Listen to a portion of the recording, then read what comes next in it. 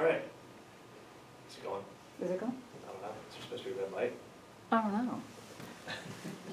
Yes. All right. Cool. All right. Well, welcome to my TED Talk on photojournalism. After listening to me rant about it for 15 minutes, you will be a more intuitive and observant reader and learner. Photojournalism is basically what you see every day when you read the newspaper and magazines. It's the study of photography within the news and media. So anything from the New York Times, any pictures they have in that. Instagram counts as photojournalism because you're basically documenting what you're doing. Anything that you're taking a photo of and are sharing and letting people convey what they want about it, that's photojournalism. Photojournalism has been around for a while.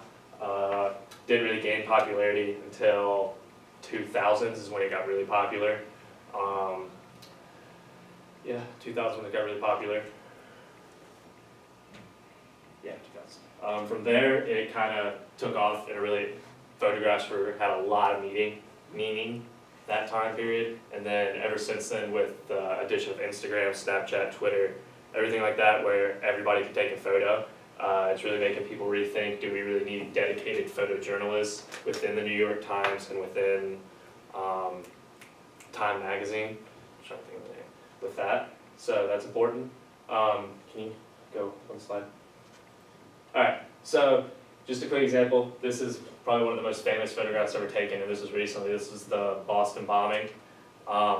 So basically, this is pulled from a New York Times article about the Boston bombing, but the photo's been in a ton of different articles. So from this, if you read the article without the photo, you may not be able to completely visualize how scary the scene was or how chaotic it was. But with this, you can see that it kind of caught everybody off guard by the man in blue and yellow, the 3 policemen around the 1 runner who was hit. So photojournalism is basically being able to look at this photo while reading the article and allowing you to really immerse yourself in what the writer is trying to tell you. So there's that. Yeah, all right. So opinion-based photojournalism, and there's opinion-based photojournalism and there's broad spectrum photojournalism as our program. The broad spectrum, it would basically be a photo like this. You can't really gain an opinion off the photo. I mean, you can, but it's pretty much the same for everybody. Chaotic, stressful, scary, a situation nobody wants to be in. A lot of articles nowadays will have, with the Trump president signing, everything is opinion-based nowadays almost. And so the photos with that can really move that forward in a more, I'm trying to think, like an angry tone and really convey how you feel about the article. So yeah, can you flip one more? This is after the 9/11 attacks, after they'd gotten everything calmed down, raising the American flag. This kind of ties into the Boston Marathon bombing about it just being a symbolic image and how if you saw this, it can really convey what the situation was like. One more thing I like to stress about photojournalism is a picture is worth 1,000 words. It's a saying a lot of people say when they're taking photos, because you can look at this photo and the photo and the one before this, you can basically just get a story of what happened just from looking at the photo. You can write an article on what happened just by looking at the photo. There's so much you can do with it. So that's why I think photography and photojournalism is extremely important, because if you're just reading an article about it, again, you may not know what it was actually like to be there, how they really want you to understand it. And yeah, and then one more slide over. And then, all right, so Syrian refugees is a thing that was, it's a big topic right now, refugees coming in. And so these are 2 pictures that were pulled from 2 different magazines. This one is from the New York Times, and I can't remember the name of it. This one was pulled off from the top of my head. But both were basically written the same about how we should really think about the Syrian refugee laws. But if you're reading the article with this picture, you're going to look at the article and go, they're just really struggling like a lot of refugees are. Maybe we should rethink this. But if you change the wording a little bit and replace that picture with this picture, Syrian refugees can become terrorists, become a problem. So by comparing the 2 photos, you can really see how one is different from the other and how it can sway your opinion on article that you're reading. So yeah, I really do think photojournalism is important. I think it's something people really need to, I wish people would pay more attention to it, because I feel like a lot of people just skim through it or they just look at the pictures and not really read it. If you do that, then you're just getting what the picture wants you to say. But when you combine the words with the picture, then you're really attributing to what the picture wants to say and how the author wants to convey it. So yeah, that's my TED Talk. Hope you guys are more intuitive readers. Can we ask a question? Yes. So you said earlier that that people are feeling like because of Snapchat and Instagram that you don't really need a photojournalist anymore. Yeah. Do you agree with that or disagree? It's a agree, disagree type of thing. What it comes down to with that, what the main point they're looking at with that is it comes back down to news articles. Because with the news, with everybody with Twitter, Snapchat, and Instagram, you can snap a photo of something that's happened and share it before the news even has it. Which, doing that, it can sway people's opinions by seeing that first before they're actually looking at the news because there's no real information behind it. Which, I think it's good that the photos are getting out there, but I don't know that it's good that they're getting out there without any context.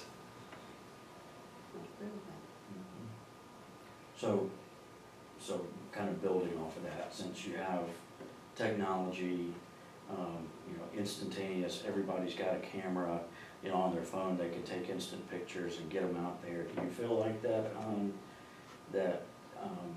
photojournalism could be negative in some kind of aspect? Yeah. Such that if people snap, pictures and immediately they go all across the world, it can take a benign situation and inflame it in certain ways to make it derogatory, that could happen too, right? Mm-hmm. Yeah, it's And the converse of that, I would think that you could have a really nice picture that would be something that could be disseminated and go across the world and, change people's opinions in a much more positive manner. So the instantaneous, and when I grew up, you had to take a picture and you had to take it to the drugstore, yeah, get it developed, and it took you 2 or 3 days to get it out there. Now you take it and you put it on your phone and it's the whole world can see. It's such an incredible change and a powerful medium, I think. Yeah. So another thing I just remembered to touch on with the photojournalism, the reason why I think it's important to have them is because, again, like you said, with everybody having photos of the situations, you can get different views. But what a photojournalist, what they study is basically what they want in the frame of reference in the picture, and basically how they want to capture exactly what is going on within that one picture. Yep. So they really have to position themselves right and get the right picture. As in with social media, Snapchat, you can get just a cop pepper spraying a protester, whereas the photojournalism will have the same exact photo, but it's got more of a scale in it, and the protesters are actually throwing stuff like bottles and bricks at the cops. So from the social media one, if you're just looking at that photo, all you're gonna see is a cop abusing a protester who doesn't look like he's doing anything wrong, and that's gonna make people very angry. But from the photojournalist picture that he shares, he's making it so it seems like it's warranted because they're being threatened. true. So we know that photojournalism is you want a minor in that. Yeah, right? that's what I'm hoping to And find. so tell us what you think you might do with that. I don't know. I don't know yet. It's kind of a broad spectrum. What kind of jobs can you, There's tons of jobs that tie in with photojournalism. National parks is one. They'll have you go around. They'll literally have you spend a week in the national parks taking photos for them. Newspapers, magazines. They hire freelance photographers to go out on the streets all the time when something big's happened, like the Charlotte riots that were happening. The Charlotte Observer hired, I think, 4 different freelancer photographers to go out and just take a million pictures so they could really see what was going on and publish articles with those. Do you feel like photojournalism is, I guess the quote-unquote job title is threatened in any manner? Because, you use the Charlotte Observer, for example, they have a topic and they say send in pictures of people who were at the protest. So then they probably bombarded with 50 million pictures, and they can all send them in and kind of look through what they want to get and immediately go to press or to their website and show things, versus having a day respect, send them out to the protest and actually take pictures anymore.